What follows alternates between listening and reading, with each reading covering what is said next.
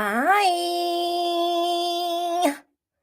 Trying to be like Jill Zarin right now. Hi, I'm here. It's me, Todd Cranes. Just kidding. It's me, Jenny Blaze, and this is Bravo and Blaze. I'm back from a short hiatus. I had a lot of things going on behind the scenes, per usual. All of that chaos was already a lot for me, but then to have to discuss repeated, disgusting, and problematic behavior on Bravo on top of that was just too much for me. And I promise to share some of that behind the scenes stuff that's going on someday. But for now, I can't say much. So stay tuned and join Patreon at patreon.com/Bravo and Blaze to be the first to find out. I want to give a disclaimer before we dive in. Everything discussed here is based on public information, personal opinion, and satirical commentary. We're here for conversation, not confrontation. I want to tell you all what to watch. Yeah, I'm telling you all what to watch. First, I did a bonus episode with Susie from Official Binge or Cringe. We talked about Love Island because she is like an expert on Love Island. I watched season 7 of Love Island USA for the first, that was my first season ever of Love Island. So it was difficult for me and I needed some guidance. So Susie was there for me the whole season, thank God, because I'm like, what is even going on? The show is bizarre. I don't understand. It's psychotic. What's up, Kelly? Kelly is here. Don't forget, for those of you who are joining live, we have a live chat too. So come over, say hi, drop your hot takes or whatever, because I don't have anything really planned. We're going to go through the whole Bravo TV lineup in a different way today, but whatever. Let me first tell you to watch my other bonus episode with Dana from the Bravo Investigator. We actually dropped some tea around Real Housewives of Orange County during our interview. So make sure you check that out because I think it's pretty relevant to what's going on right now on OC. Stay tuned. Go watch that. Okay, let's do the lineup. Oh, I want to say what's up to Fuzzy Puff. I see you. Hello. Thank you. I'm glad I'm back too, even though I'm like unhinged. Unhinged Jenny is here. And I don't have a ton of visuals today because our live stream schedule has been so rudely interrupted. Today, we're just going to go through the Bravo TV lineup from Sunday to Thursday, but I'm going to read the last 2 episode descriptions for each show to cover what we missed. And like I said, my visuals are basic. We're improvising all of this commentary today, so watch out. Fan. Should I get a Bravo and Blaze fan? Should we have Bravo and Blaze fans at BravoCon? This is just coming to my mind right now. I think we should, right? Who's going to BravoCon? Okay. First up in our lineup is Real Housewives of Atlanta. Excuse me. Let me clear my throat. Let me clear my throat. Hey. Okay, this is bad. When I start improvising, this is what happens. Sorry. Okay. Season 16, episode 19, reunion part 2. I'm not going to talk about Atlanta that much. As the reunion heats up, Angela doesn't hold back. Meanwhile, the spotlight turns to Shamia as we finally get a larger glimpse into her world as a first-time peach holder. However, things blow up when her fallout with Portia takes center stage. I've been bored with this entire season, so a 3-part reunion for me is very unnecessary. I'm not interested. The biggest takeaway for me, I look at Shamia a tiny bit differently after this reunion. Like before, I was like, oh my gosh, I love Shamia, and I still love her, but I'm just kind of looking at her a little funny because some of the information that came out during the reunion was like side-eye information, if you know what I mean. Like that thing with the business and her mom and Portia's mom, what is that all about? And that obviously goes back. They have like a real deep history. And I don't know much of it, so I'm just like, I don't know what's happening, but it seems kind of serious. I'm going to move on to episode 20, reunion, part 3. The episode description is Portia and Shamia hit a breaking point. Drew takes a moment to reflect on her growths and missteps while the men join the mix. Charles, aka the enforcer, makes his presence known, delivering unfiltered truths that shake the room. I'm a fan of Charles Oakley. Like, not from basketball, but just his brazenness, I think. Like, I like that he doesn't mess around. I don't love how he spoke to his wife, Angela, who I also love. I don't like how he was speaking to her in front of everyone on camera during the finale at that party. That was not cool, but maybe I don't know. Maybe we let it slide this time. I don't know. I still like Charles. I just like how he carries himself, I guess. I just wish that he would treat his wife better. Also, I think the thing with the purse, the Judith Lieber purse that Shamia was trying to, because don't forget, Drew is like the queen of props. So Shamia bringing a prop and it being the Judith Lieber bag, calling out Drew saying she didn't have a real Judith Lieber. That I thought was like funny until after the show aired and I saw on social media that Judith Lieber confirmed that Drew's bag was real. So that just makes Shamia not look good, obviously. So I don't know. I didn't really love Atlanta. I'm glad we have Angela. I mean, I hope next season is better because Phaedra will be there for a whole season. The whole Brit Edie thing was a disaster. She's probably the worst rookie housewife of all time. I can't think of anyone who's worse, honestly. I know some people were like, what about Leah McSweeney? Leah was good after her first season. It was her second season where she had that downfall. But yeah, I'm open to hearing other suggestions on who is a worse rookie housewife. Just Kelly is here. I miss you all. I'm so glad you guys are here. Okay, should we move on? Atlanta was boring. I want to talk about Below Deck. Below Deck, Monday nights might be my favorite on Bravo right now. I don't know. It depends on the week, I guess. But I loved this week. Okay, so Below Deck, Season 12, Episode 8, Bad Romance. Following a difficult charter and infighting, the crew spends 2 days off at a lavish villa. Chef Anthony's bitterness from last charter season boils over. Soleil and Rainbow's frustrations with each other come to a head, while Damo violates bro code.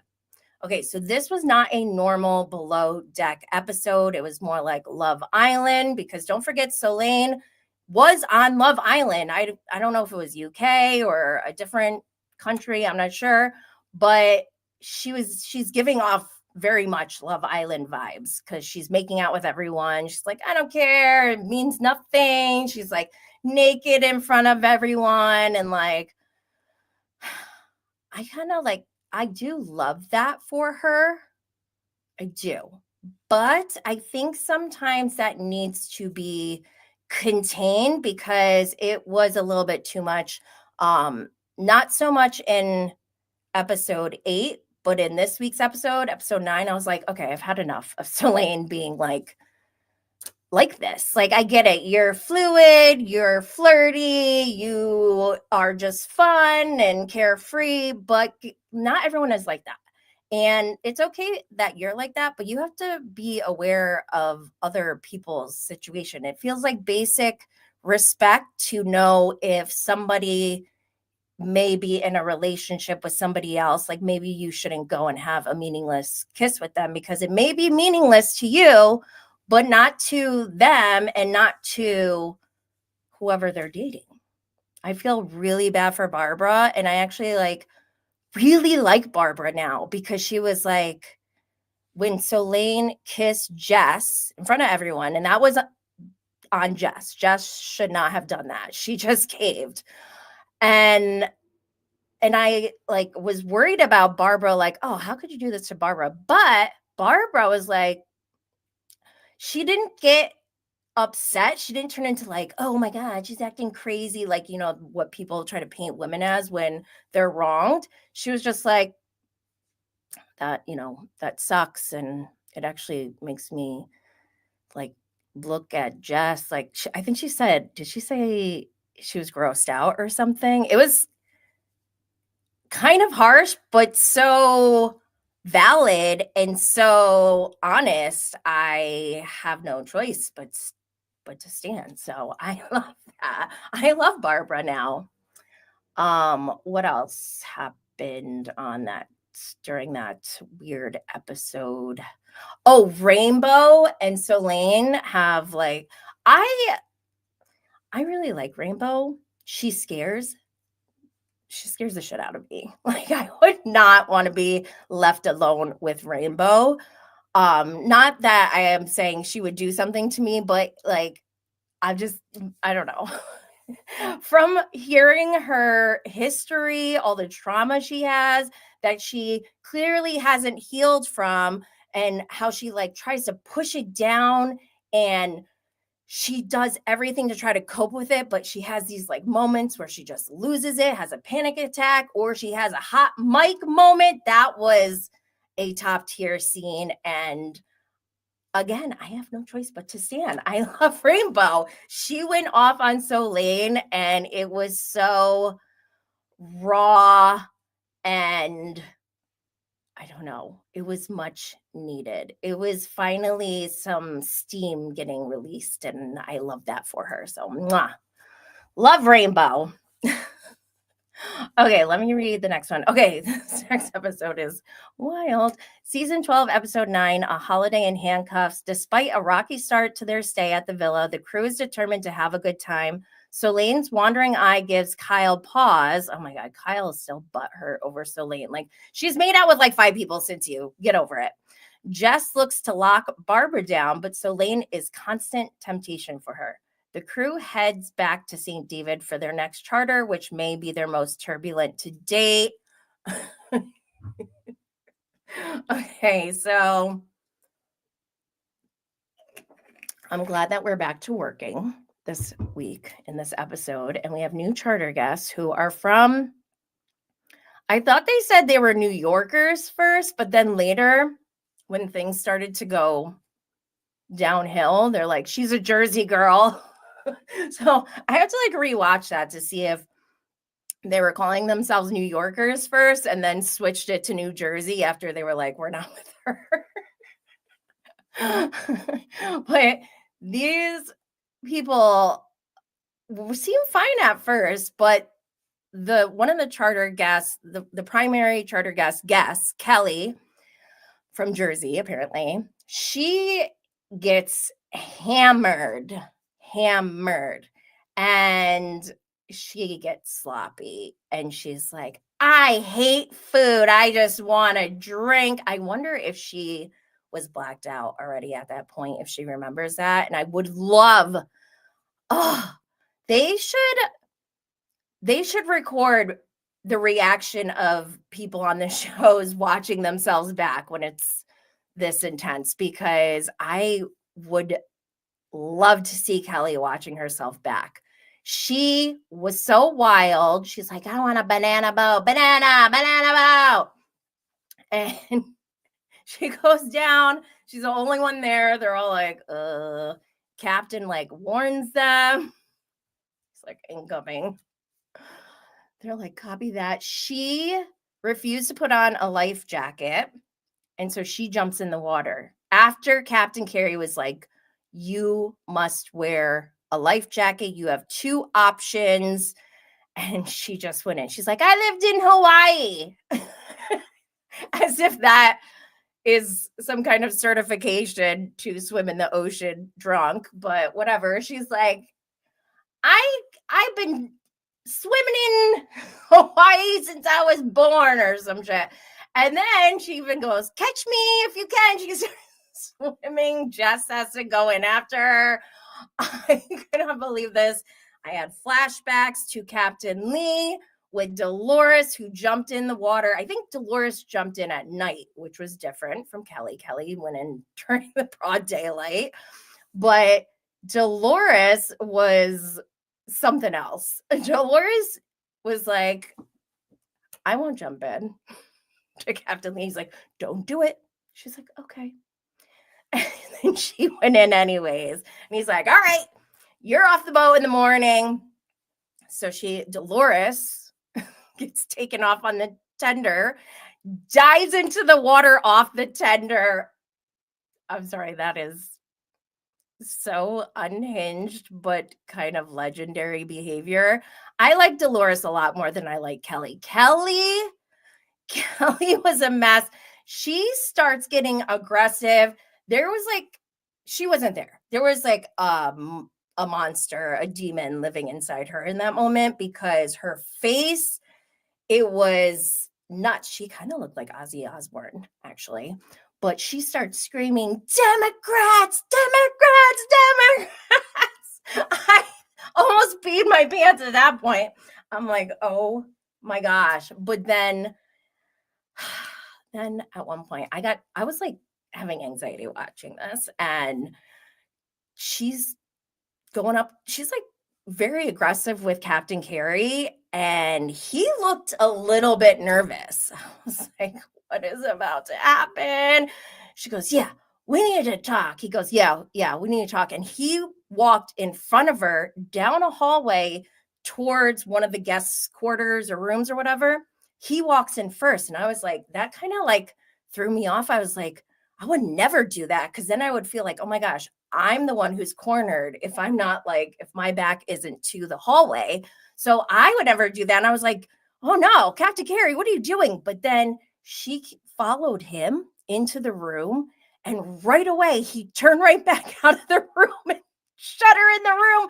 And hell, he had to physically hold the door handle to lock her in there until the police arrive. And that's where we left off. This season is really good, actually. I didn't love last episode when they weren't working. I like when they're working, but it's still good. And I love Captain Carey. He's my favorite captain. I feel I would put my life in Captain Carey's hands. I would feel that confident. I would with Captain Lee as well, but not Captain Sandy. And not because she's a woman, just because I don't like her. Captain Jason, I would be a little bit nervous when I go to bed at night. I don't know why. Not necessarily because of him, but I don't know. These crews, sometimes like they just meet these deckhands who come on, and they're putting all our lives in the hands of this deck crew who may or may not even know what they're doing. So yeah, I feel safe with Captain Carey.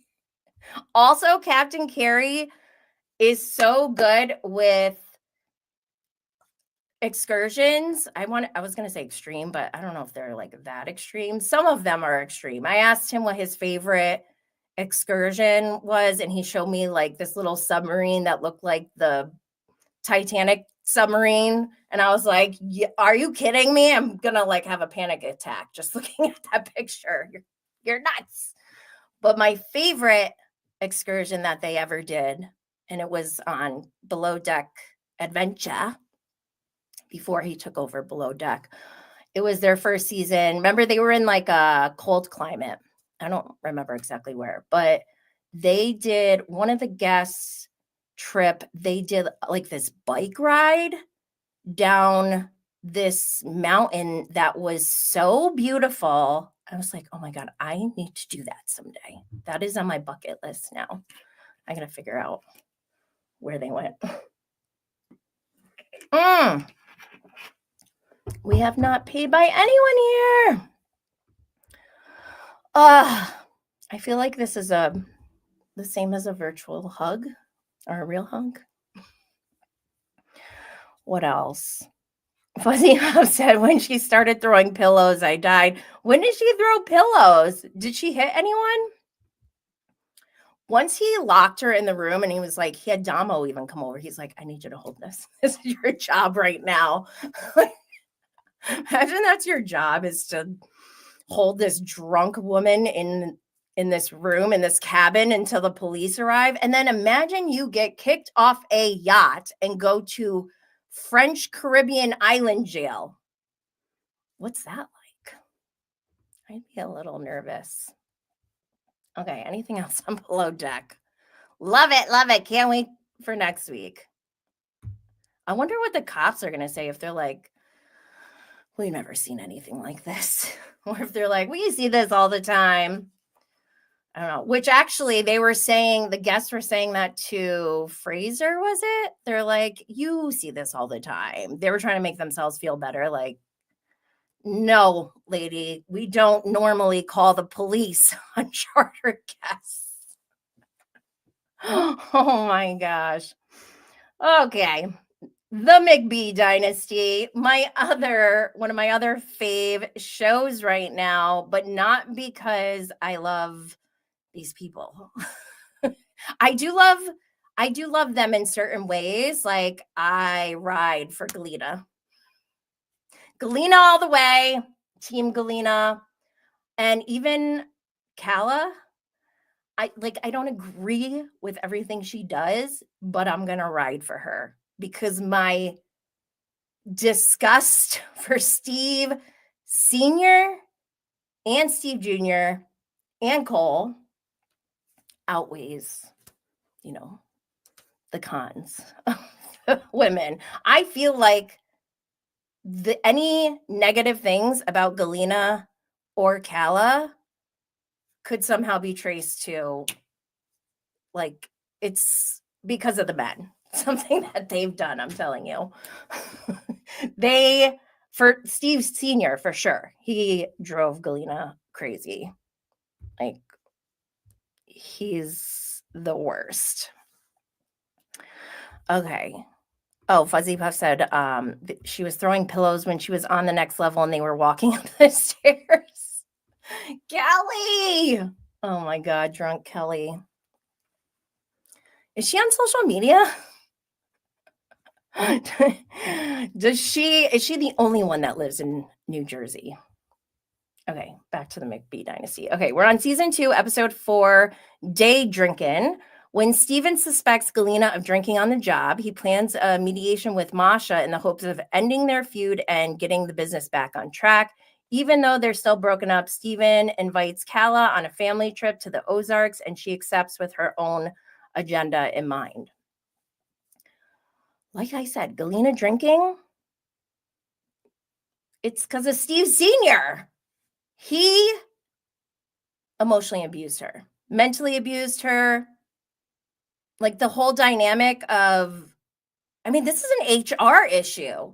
And then people have been saying, like, don't root for Galena. She was the original mistress, which I don't know if that's true or not. If it is true, I'm still rooting for Galena in the way that people said that Ariana Maddox was the original mistress with Tom Sandoval and Kristen Doty. Like, okay, that may have happened, but I'm talking about right now. And what he did to Galena from season 1 to season 2 is fucked up beyond. Like, he is sleeping with her best friend, Masha. And the thing that makes me upset the most, I think, is that Steve did this awful, awful thing to Galena, but now Galena has to, like, live with it in this toxic environment where they all work together. And instead of Steve Jr. and the sons being like, we're worried about you, Galena. We're worried about your health. Instead of that, they're like, you're drinking on the job. Like, the way they treat Galena makes me so mad. They rely on her for everything, but they won't even like validate her emotions. I think Steve Jr. may have said once, like, yeah, my dad's an asshole or whatever, but like, that's not enough. That's not enough. Like, she is suffering, she is grieving, and they're like, drink at home. Like, I don't think they said that, but that's the vibe that I'm getting. It's like, oh my gosh, she's drinking at work, not like, oh my God, Galena's not okay. And that's what bothers me about them. What else happened? Masha. Should we try to get Galena on the show? I want Galena at BravoCon. I want to take a picture with Galena and I want to give her a hug. Manifesting for myself. Max. Hey, Max. Max is here. Justice for Kala and Galena. Yes. Let's give them their own show. Okay. The McBee Dynasty. My favorite hate watch. I highly recommend. Max said, poor mom McBee. Ugh. The mother. I do feel bad for her, but she's a boss, so I applaud her. Can't believe she has to deal with Steve Sr. Ugh, he definitely has Lord Farquaad vibes. Anyways, let's go to, oh shoot, I forgot to write down the episode description, so I'm gonna have to look it up right now. I skipped 2 shows. What am I thinking? Okay, The Valley. I probably skipped it because, like, subconsciously, I'm so irritated with this show. Let's start with season 2, episode 15. There's no Zen in resentment. Jesse and Michelle experience a breakthrough in their relationship. Kristen comes to terms with her fertility journey. Conflict takes the spotlight at Michelle's Zen party. The group struggles to make peace with over-drinking accusations, ongoing feuds, and a perceived lack of support. Jax comes clean about his battles. The finale was okay. The biggest thing for me watching the finale is like, oh my God, we just watched an entire season of Kristen Doty struggling with infertility, and she now has a beautiful baby. And I love that. I love that so much, but it just really shines a light on how old this content is. And I know, like, I don't want to sound ungrateful, but I really need our reality shows to evolve and catch up with the times, because we shouldn't, like, a whole baby shouldn't have been conceived and birthed before seeing these episodes. Like, this is wild to me. I mean, Love Island is like 6 weeks. They crank that shit out. And they make it interactive. That's like a series production. I'm not even asking for that. Like, 1 episode a week in the most real time possible, like maybe a week prior, or even give me like 1 month. I don't know. I blame Alex Baskin. What else? There was some fighting at the end. I don't really care. I'm going to go to the next episode. Season 2, episode 16, Reunion Part 1. As the cast reunites for their first ever reunion, Kristen and Nia, now both 8 months pregnant, relive their fertility journeys. Jesse and Michelle clash over the details of their impending divorce. When the topic of conversation turns to what contributed to the demise of Jax and Brittany's marriage, Jax gets put in the hot seat. So I just am disgusted by the Valley season 2. I said this at the Summer House watch party back in, when was that? I don't know. I don't remember. But I said to Prima Donald from Bravo's social team, I said, the Valley does not need Jax Taylor. So did I witch that? Kind of. I'll take credit. Just kidding. But it took them a while to say, yeah, Jax is a problem. Meanwhile, we find out this week, Bravo, Alex Baskin, they've all known about this, that there is footage of Jax pushing Brittany into a rose bush. And like, we already knew that Jax was possibly harming Brittany in that way, but having actual footage just makes you complicit at this point, right? And I always try to, like, if you go listen to Peter Madrigal and I's reality network news show, we talk about this a lot where I'm like, how do, like, if I was a producer, there would be a zero tolerance policy that there's no racist behavior, there's no physical violence. I mean, there's got to be some rules in place. And I think that's why this is just so icky to watch. And Alex Baskin trying to justify it, saying like, oh, well, this is Britney's story too. Like, okay, yeah. And you're allowing this to happen. You need to protect her. At a certain point, it's not like, this reminds me of that. Like, I saw this video of some guy who was like a nature photographer or whatever. He was capturing video of this like baby elephant sinking in mud and not being able to get out. And he's like, has this dilemma of like, I know what's going to happen if I don't do anything. And that's what I'm here for, is to capture nature. But how can I just sit here and watch this? And I think with Alex Baskin, when it comes to actual humans, there should not be a question about this. Like, this is insane. And I know that this is not the only time where I feel like bad behavior has been covered up. And it all goes back to the same person. Real Housewives of Beverly Hills, we had Taylor Armstrong. Now we find out about Denise Richards and her husband, Aaron Pfeiffer's.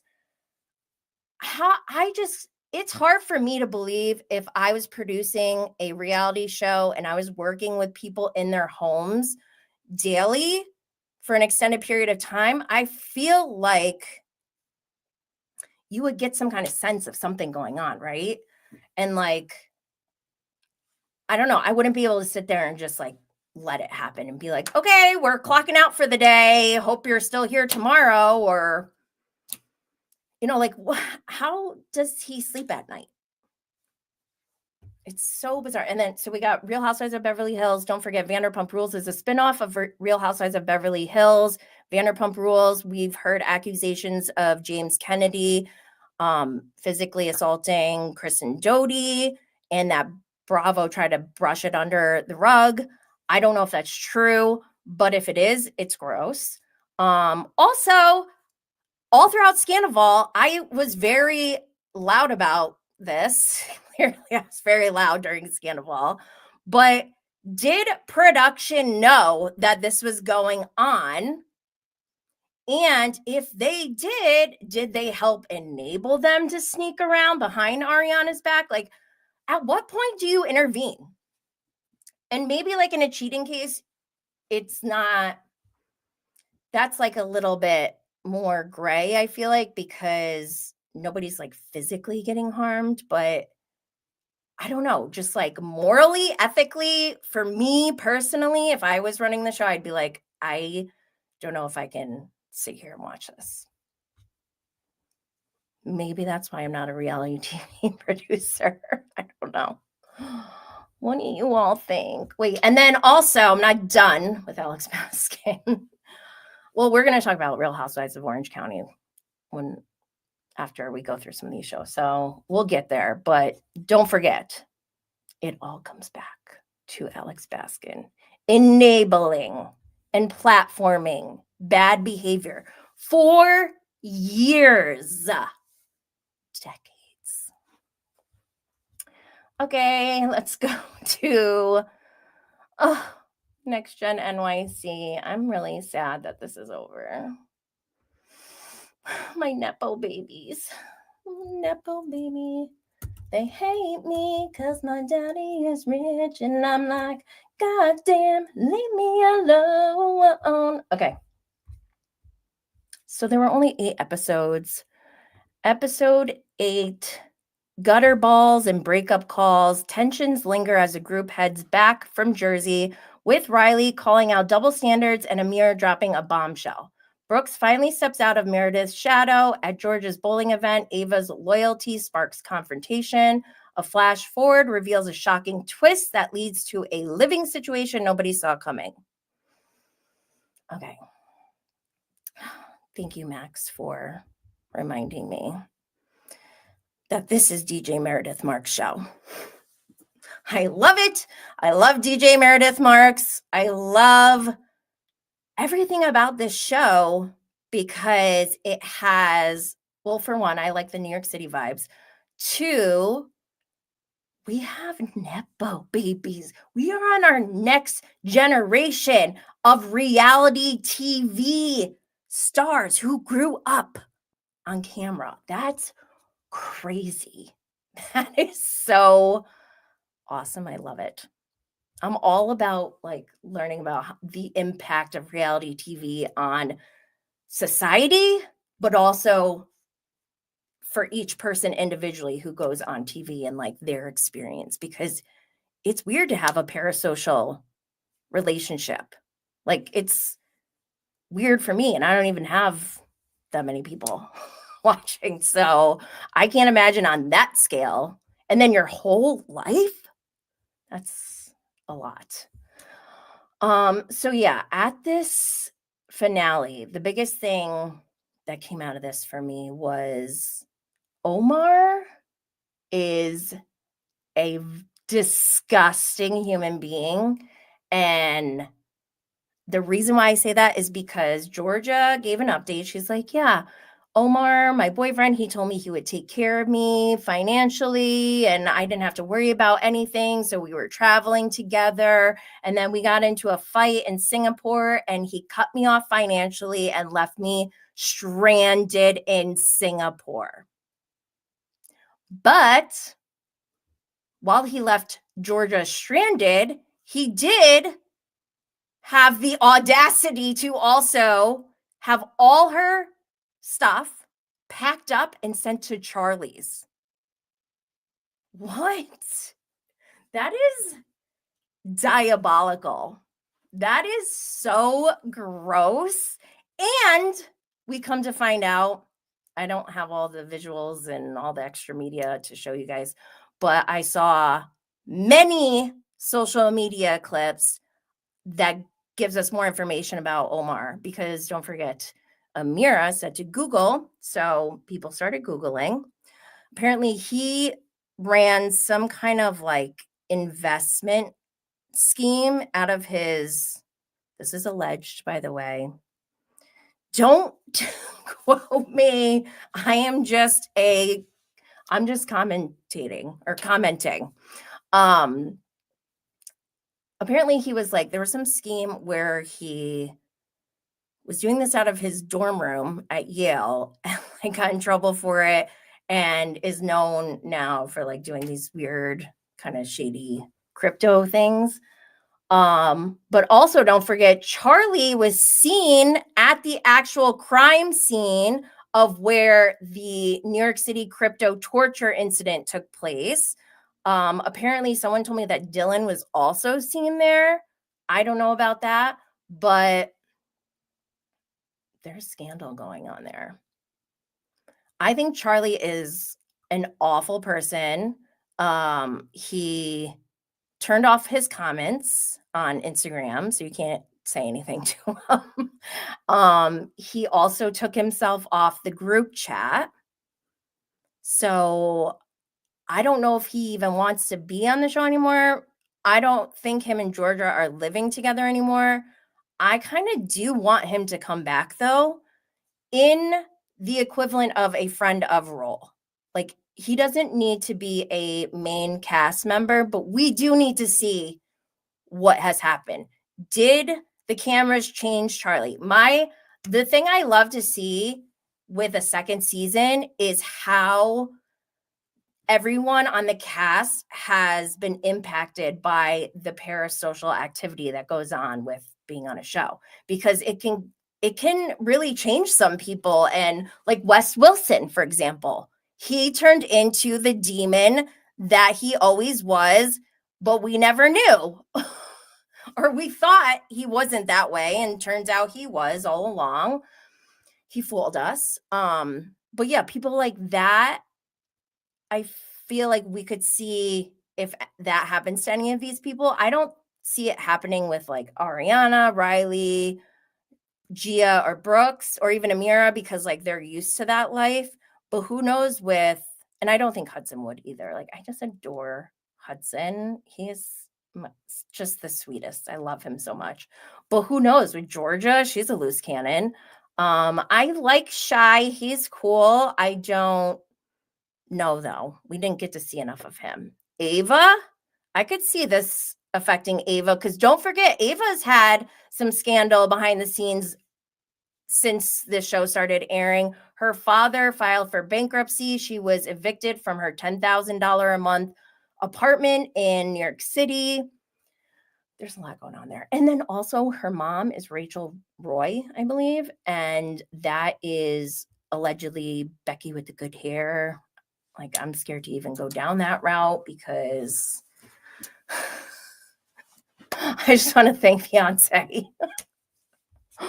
Okay, what else? So that show's done, but then they had a Watch What Happens Live mini reunion with Gia, Amira, and Brooks. Meredith was in the audience with Chloe, I think, and then was Christian there? I like Gia's boyfriend, Christian. He seems like a rational person, at least from what we've seen, but we didn't see that much, so who knows. Gia, Max mentioned this in the comments, Gia seemed to change for the better. Good? Yes. Gia, she like is so self-aware and like already had this ready to go. She's like, I just want to say something. She already knew what kind of comments she had been getting and the feedback, and she's grown up on TV, on reality TV. So she knew how to handle it. She's like, I know people think that, I may have come off as if I just am attacking people all the time, and I'm going to do a better job of showing who I really am and blah, blah, blah, whatever. I was just like, wow. And Andy even was praising her. He's like, I'm not trying to like diss your mom or anything, but that's like the most self-reflection we've ever seen. And I love that. That's what I love about seeing this next gen. Ugh, I can't wait. And I hope they have a next gen LA. There's rumors circulating, and I hope they get started. And I'm mad that they're not filming season 2 of Next Gen NYC right now. I don't know what the holdup is, but you better get on it. Yeah. So this is like my new favorite show that I'm not hate watching. Like, I'm actually enjoying it. Not like the McBee Dynasty where I'm raging. Okay. Anything else on that? What else? All right, let's move on to Miami. Real Housewives of Miami, Season 2, Episode 7, Textual Tension. Julia introduces Adriana to her new baby boys. The ladies attend the LGBTQ plus task force gala along with Carmen Carrera. Gertie causes chaos at her celebration of life event when she publicly displays private text messages for all to see. So my teenager was watching this with me. She was like on her phone, you know, she wasn't like really paying attention, but she was watching with me. She's like, why do people like this? And I was just like, whatever. Kept watching it. And then the moment when or after Gertie shows her text messages with Julia, which I don't even know what they showed really. Like it didn't seem like it was that jarring, but everyone's reaction was so over the top. Even Larsa was like, oh my God, like Larsa Pippen. Larsa, I told everyone Gertie had cancer. Pippen was like, ah, oh my God, she was clutching her pearls. Like, come on, Larsa, give me a break. I was shocked that they were all acting like that.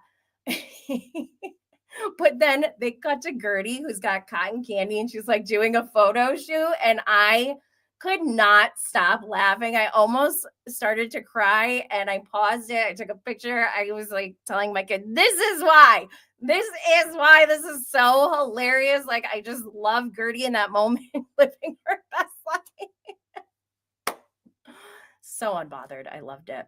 And I also didn't think it was that big of a deal. Like, do I condone sharing private conversations? No, it's not really the best thing to do. It's not a good look.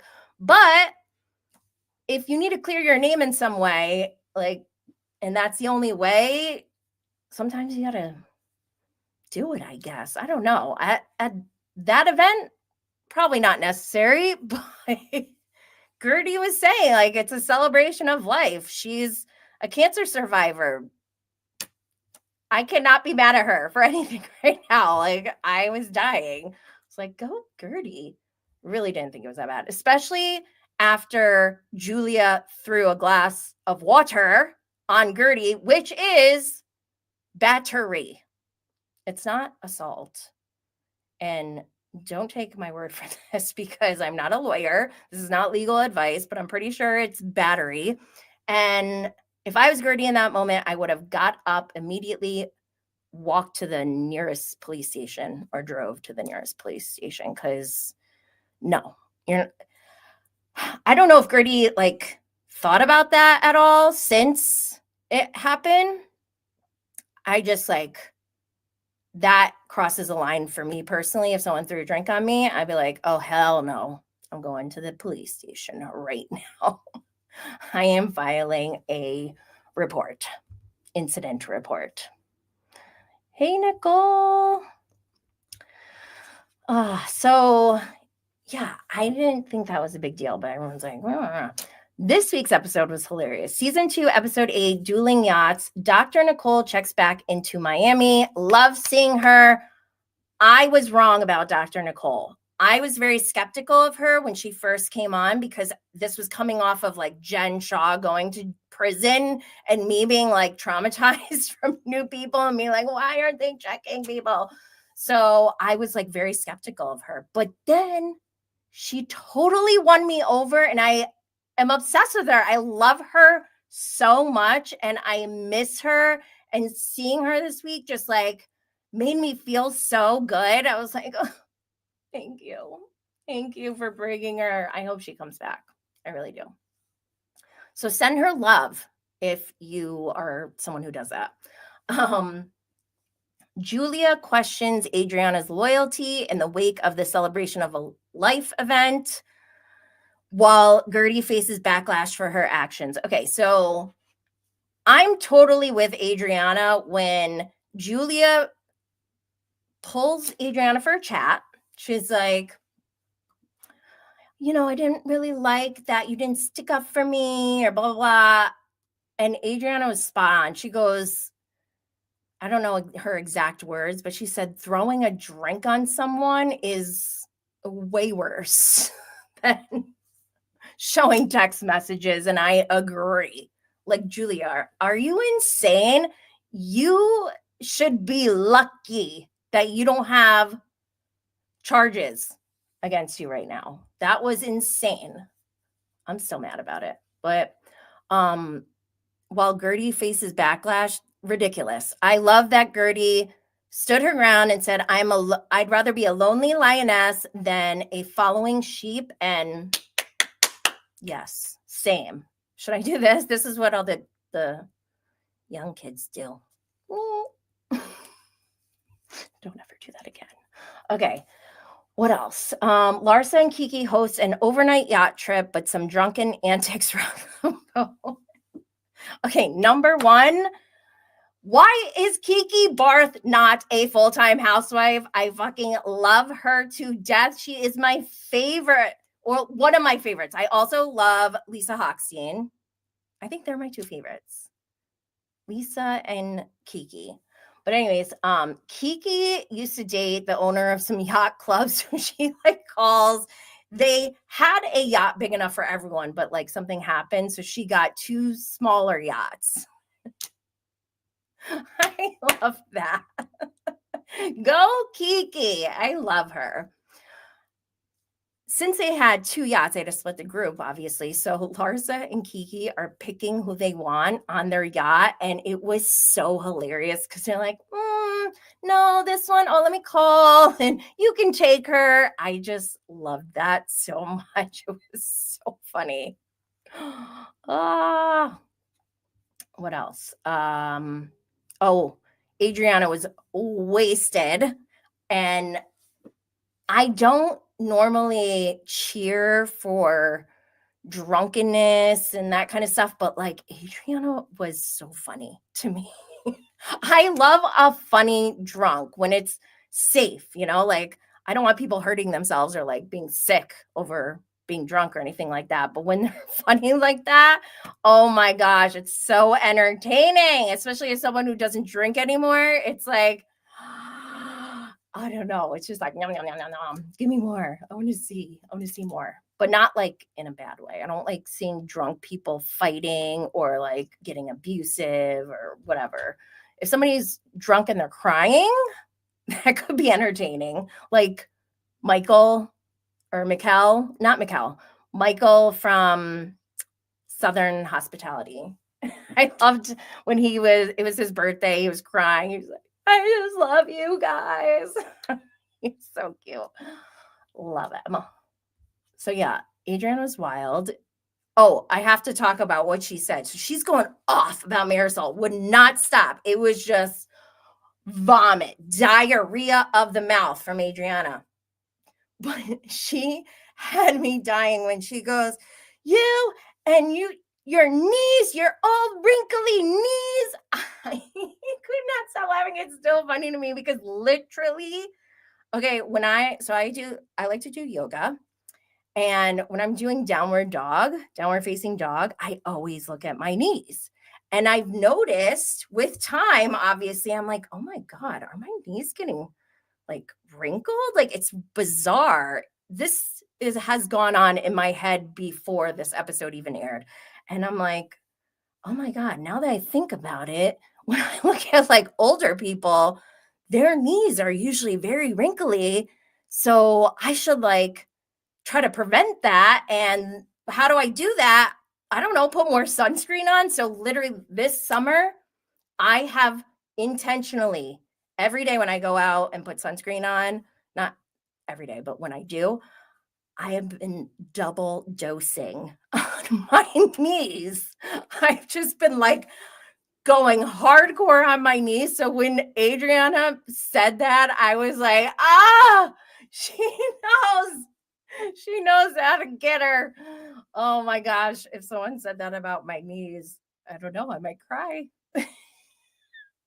I'm just kidding. I probably wouldn't. I would probably laugh because I don't know. I'm just kind of like unflappable like that. Like there's almost anything you could say that would roll off my back. Normally, unless it's like 6:30 in the morning and I have a internet troll attacking me, and then yeah, I'm gonna maybe post it. But what else on this episode? I don't know. I'm here for it. It's funny. I love Miami. Aside from the Julia Gertie situation, I love Miami. It's my second favorite Real Housewives franchise behind Salt Lake City. Oh, yes. Max said Stephanie and Alexia feud. Oh my gosh. I love this feud because it's so irrational and so hilarious. Alexia is getting, like, I don't know. They had one disagreement, like, I don't know what episode it was, episode 7 or 6. And Alexia will not let it go. And I feel like, I don't know if this is true, but I feel like Alexia might be a little jealous of Stephanie because she has this husband who really loves her. He gets her like big bouquets of flowers and asks her on a date to go to Canada for a night. Like, that's exactly what Alexia would want from Todd, I'm guessing. So for Stephanie, so I do like Stephanie in that she won't just let anyone walk all over her. I don't like how she came after Lisa because, like, why are you coming after me? You could have just left. Like, that's how I take it. But the way she's like pushing back on Alexia, I kind of love it because it's rational from Stephanie's side, but Alexia is irrational in the funniest way. And she's unintentionally hilarious as she's like, she called herself a Rottweiler after she called Stephanie a Chihuahua. And then when the next day, when they FaceTime Stephanie's like, oh, is the Rottweiler there? And Alexia is so offended, like, how dare you? And I like Stephanie's reactions because she genuinely seems shocked, like, oh my God, you can call me a Chihuahua and call yourself a Rottweiler, but I can't call you a Rottweiler after you called yourself a Rottweiler. Like, that is insane. And I just love how hilarious that is. Not paid by anyone said, shame on Isaac Mizrahi for telling Julia on Watch What Happens Live that he is thankful she threw the water on Gertie. Dude, what is up with Isaac Mizrahi? He couldn't answer a question. He seemed out of it. I didn't like it. I don't know what he's doing. Maybe he's just, is he paying attention to this show? Why would he say that? That's so insane. No, no. Max said Galena should be on that chair, not Isaac. That's right. Yeah, Galena was in the audience that day. Come on, Andy. Put her on Watch What Happens Live and bring her to BravoCon. I demand it. I'm going to go to BravoCon with Galena. She's going to be my +1. Just kidding. Okay. Well, maybe. We'll see. Real Housewives of Orange County. Ugh, I hate ending on this because this one is just really, I hate this show. I hate this show a lot right now. And I haven't always hated OC. To me, it was like an OG franchise. Like, I love the old days with Vicky. I love old Tamra. I loved Gretchen back in those days. But then I think I stopped watching when Emily and Gina came on because I still mix up their names. I'm like, who are these women? Why are they here? Why are we? Emily has been talking about food for like 3 seasons. Why is she here? What is her purpose? I'm tired of this attack on Katie. It's disgusting. They have the first Korean adoptee housewife on their franchise. And instead of trying to get to know her, they're just attacking her. Go watch my interview with Katie. I learned so much about Katie that actually would put all of everything that's coming up this season where they're attacking Katie about her talking to quote unquote bloggers. That is bullshit. Katie is in media. She has always been in media. Her husband is in media. He has a podcast. Her daughter is a TikToker and streams live on Twitch. Like, these old ladies are not getting it. Like, why are you calling people bloggers? Who is a blogger? Am I a blogger? I actually asked you guys.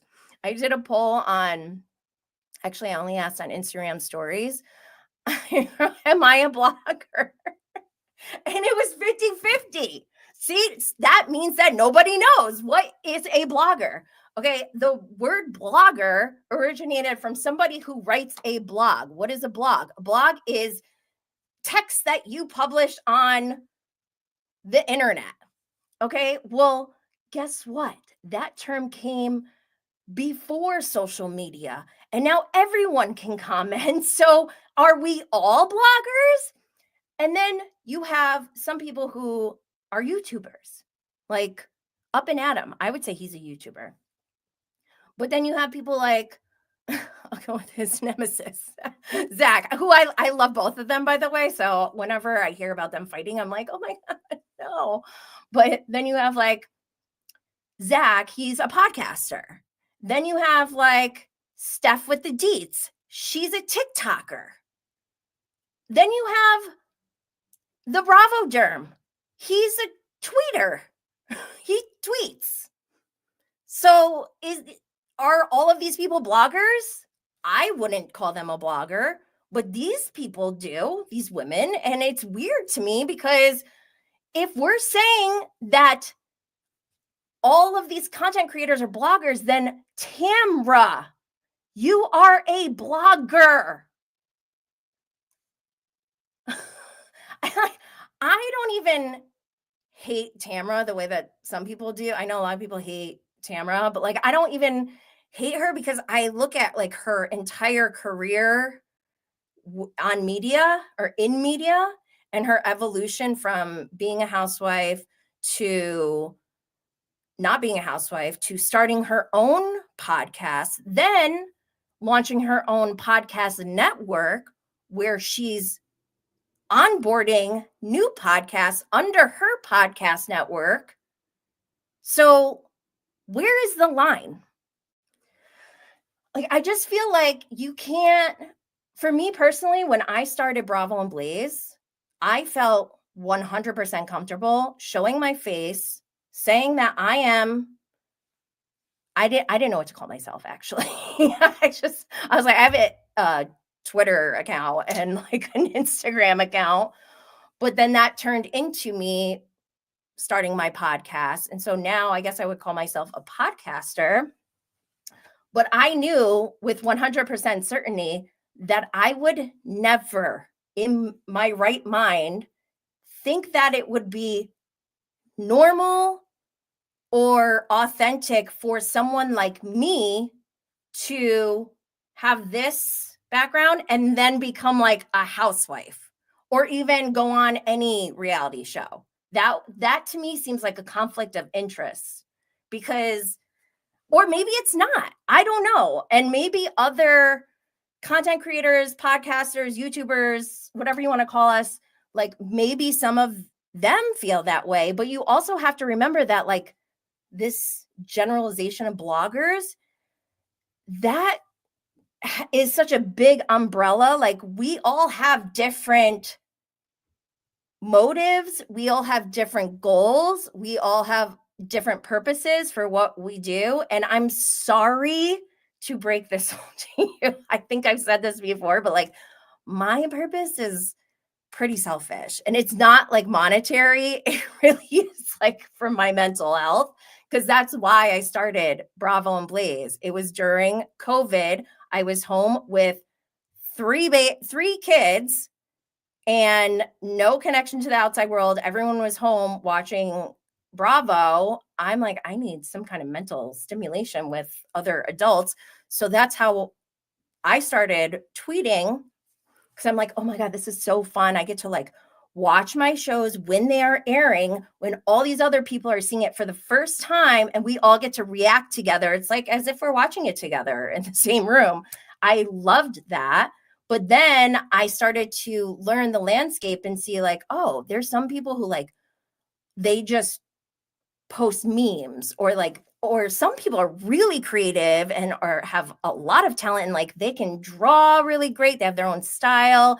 And I'm just like studying this whole landscape and I'm like, oh my gosh, I want to I think one day I was like, oh, I really want a shirt that has Luann de Lesseps mugshot on it. For me personally, like there was no other reason for doing this other than I literally just wanted to wear a shirt with Luann's mugshot on it. And so I figured out how to do that online using my tech background. And in that process, I wound up creating a Shopify store where I do, well, I don't do this anymore, but I was drop shipping products that I would design in like Canva or something, put it online, and then have that shipped directly to whoever bought it. So I didn't even have to touch any inventory or anything. And I was like, oh my gosh, this is like fun. But then after a while, I was like, this isn't that much fun anymore. Like it was fun sometimes, but I didn't want to like keep it up regularly. So I stopped doing that. And then I was being asked to go on other people's podcasts. So I said yes. I'm like, yeah, I have a lot to say. And then when I started doing that, I was like, oh my gosh, I really like doing this. And so I decided, why don't I just start my own podcast? And then it was me. I didn't live stream at first. I used to record, edit, and I only did audio in the beginning, record, edit, and then publish once a week on Fridays. And I wouldn't look at it or anything. I was not, it was for me because I was like, I just need to get this off my chest. I used to talk about personal things in the beginning because I'm like, I need to vent. I don't do that as much anymore, but it just, everything evolved. And so like I don't have a goal of like being a housewife. I don't have a goal of like, I do like interacting with them, but not in a scheming kind of way. Like I like to hear their side of the story sometimes. You know what I mean? Like or I'm a natural cheerleader. I am a hype girl. I love to hype people. If people do a good job, I like to say, good job. I love that. Keep it up. So I do that. But then sometimes now that we have technology where it is today, it's blurred the lines of the fourth wall. And these women who 20 years ago, they could go film a reality show. There were no like cell phones or social media where people could leak stuff. Maybe they would go tell their friends and it would get to like their blogs because they used to have blogs. That was part of their job as a housewife, I guess. They would like type up stuff every now and then. I don't know what the framework around that was, but I do know that they used to write their own blogs. So it's just like so crazy to me. Hold on, Nicole has something. Imagine these women being like, you talk to a blogger when they say whatever the fuck they want on their podcast. So I'm saying, Nicole, it's crazy to me. Oh my gosh.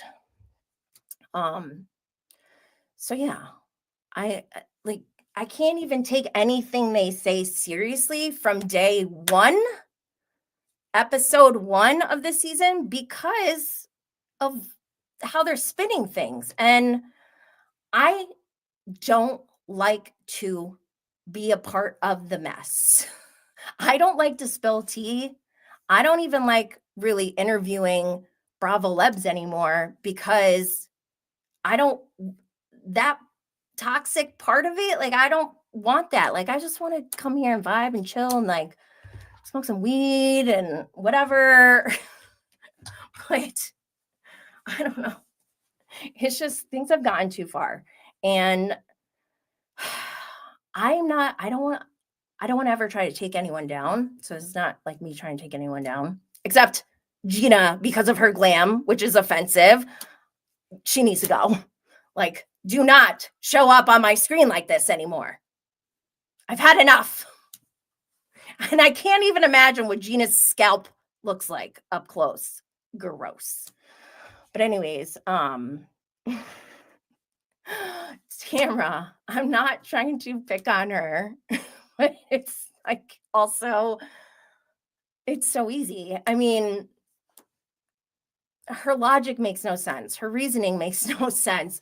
The whole thing with the blogger who was harassing her, I don't know all the details between the Bravo babe and Tamra. Like, I didn't follow any of that. I do know one thing that I talked about in my bonus episode with Dana from the Bravo investigator. When that information about Tamra was going around, it said that Tamra was a leader of this big blog, like reality TV, Bravo ecosystem blog that you see often because their headline is shown on Alex Baskin's shows.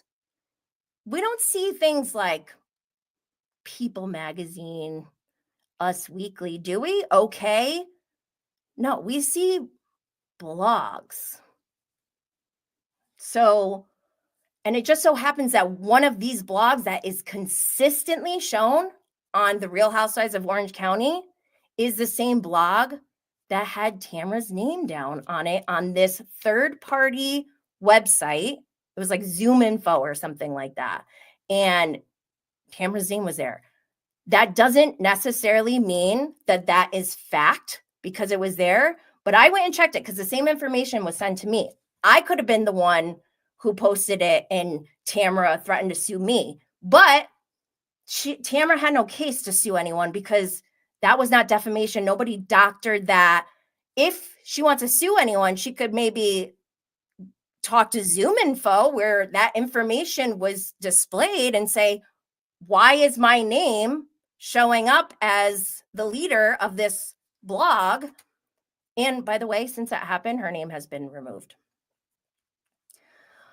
I don't know if that's because of it being called out. I don't know. I don't even know how that field is populated on that website, but that is what we should find out to find out if it's a joke. Like, I could see some Bravo fan for some reason, I don't know, maybe they're bored at work. They go into like whatever website and they're like, oh, this will be funny if we say that Tamra is behind this blog or whatever. Like, that is funny, actually. Like, I would be laughing if I found out, oh, they did it as a joke. But Tamra didn't even like approach it in that way, as if like, who did this? It was like, you're harassing me. And then she threatened to sue that blogger who is the Bravo babe. And I just don't like how the narrative is this blogger is harassing me. Like, I could have posted it. Dana had it from the Bravo investigator. I know many creators had that information. Bravo babe is just the first one to post it. So why doesn't Tamra address that issue? Because it's not the Bravo babe or the blogger or me or anyone else. That was there. If it was my name, I'd be like, well, how the fuck did it get there? If I was truly innocent, like if I wasn't involved with that blog, I'd be like, well, somebody put that there and it's not true. And I'd probably just move on, but not Tamra. And that's the weird part. But so that part bothers me, but then also just like, oh, Katie's talking to bloggers. She's friends with Kiki Monique. This is also something that I talked about on my bonus episode with Dina from the Bravo investigator. The whole theme for our interview or our bonus episode was I wanted to talk to her about our role as content creators, because this fourth wall, like I said, doesn't really exist anymore. And now they contact us. That is a fact. I have receipts. I'm not going to show them, but just know they contact us. All of them. So for anyone to be like, oh my God, Katie, like, that's absurd to me. These women have done far worse things to each other than what they're accusing Katie of doing. Like, I don't even care. And it's getting me so annoyed at this point because it's like, it's not about the pasta. Not the pasta, but you know what I mean? Like, it's not about the bloggers. What is it really about? Because I saw Katie's glam last night. She is stunning. Stunning. Of course they hate her. Look at her. She's amazing. Look at her. Gorgeous. And she's interesting. She has depth to her. These women got nothing. So they start screaming and yelling, putting eggs in their bags. I wish Emily put a whole dozen raw eggs in her purse. I'm sick of her. But, and then Shannon, let's not forget, Shannon is always over the top. But in this instance with Katie, like, I think it's ridiculous. It's not looking good for her because Shannon had a redemption season last season. It's too soon for her to be acting this wild right now, in my opinion. Like, tone it down, Shannon. But I did see that Katie and Shannon are following each other now. What do you guys think about Katie and Kiki hanging out? Because I don't think it's that big of a deal. And Kiki, so this is what Dana and I were talking about in the bonus episode. I asked her specifically, what do you think about Kiki? Because Kiki started as, like a TikToker, like she was on social media, but she's evolved into having her own podcast and now having a podcast with Dorinda. And now she's been on, like, she's been in some episodes of Vanderpump Rules, like in the background, but now she's more center stage. And I don't know, like, I think that's a natural thing. For me, I'm friends with Peter Madrigal. We're recording a show, so that's not weird for me. But then I didn't really think about it from other people's views of like, do they think I want to like be on Vanderpump Rules? Because that is the last thing I would ever want to do. No, thank you. But I do love talking to Peter once a week and giving him an update on what's going on the Valley because he knows these people. And like, it's funny to hear his reaction to things because he's like, what? Jax did what? And I'm like, oh yeah, he did. Anyways, okay, I just like ranted for a long time. I have some other tea about Alex Baskin, but I don't know if I want to say. Let's just say this. Hi, Alex. We see each other. Okay, I didn't read the episode description. Season 19, episode 3, knee deep in lies. Heather finds herself negotiating a birthday conundrum as two of her guests refuse to be in the same room. Jen and Katie support their kids as they move in and out. Shannon introduces her dating bench to Emily and Gina. Katie's apology attempt to Shannon is met with an explosive reaction. Blah, blah, blah. Episode 4 is Judge, Jury, and Jen. That is like my dream title. I want my memoir to be named that. Judge, Jury, and Jenny. Episode description is Heather's birthday party wraps up just as Tamara arrives and her +1 catches Gretchen and Slade off guard. P.S. I don't want to know anything about Slade's dick. Gross. Katie finds herself at the center of rumors regarding her connections with bloggers. We started. Heather enlists the help of Josh Altman and Josh Flagg. I always love seeing them. With the sale of her Beverly Hills home, Tamara and Jen have a one-on-one that takes a turn for the worse. I kind of love this ridiculous argument that Tamara has where she's like, Jen is obsessed with me. Okay. Okay. I'm here for that kind of petty argument. Do it.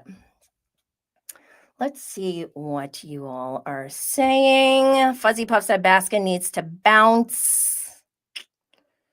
Kind of does. Just Kelly said Tamara has way too much in common with Jax Taylor, behaves abhorrently, blames it on others, pretends to get help, and continues to behave the same way. It's exhausting. Tiffany S. said, I don't get how she even believes the delusional things that come out of her mouth. I know. Tamara does not have a lot of people who are rooting for her right now. I don't, like, love her by any means, but like I also can't really take her seriously because of her evolution as a housewife and in media.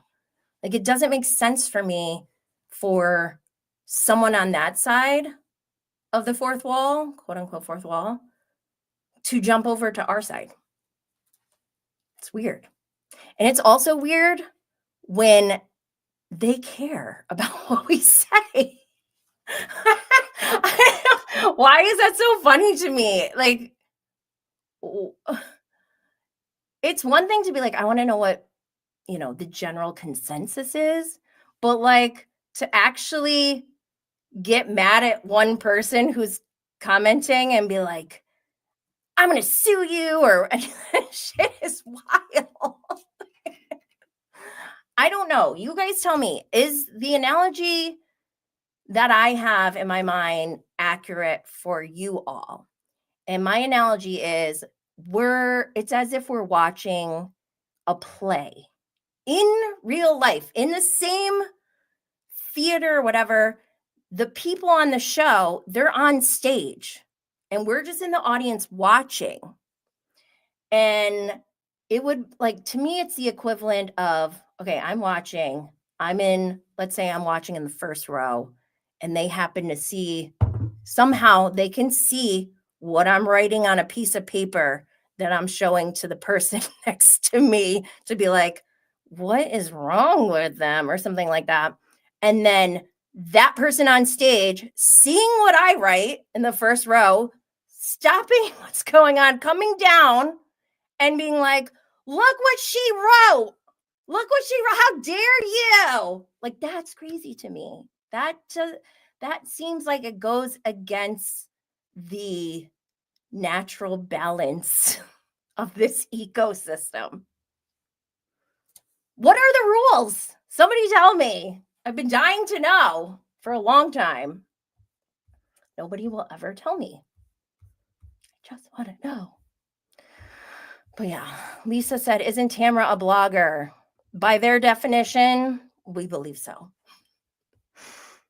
I don't even want to talk about them anymore. I'm so tired of Alex Baskin's shenanigans that are seeping through the screens from his shows. The Valley makes me sick. Orange County makes me sick. The common denominator is Alex Baskin. I don't know what else to say. Okay. We're going to wrap up now because I think it's time to go. There are, like I said before, there are things happening behind the scenes that I am not ready to talk about. But when I do, you'll understand everything. And I don't know, maybe it'll explain my behavior, my takes. I don't know.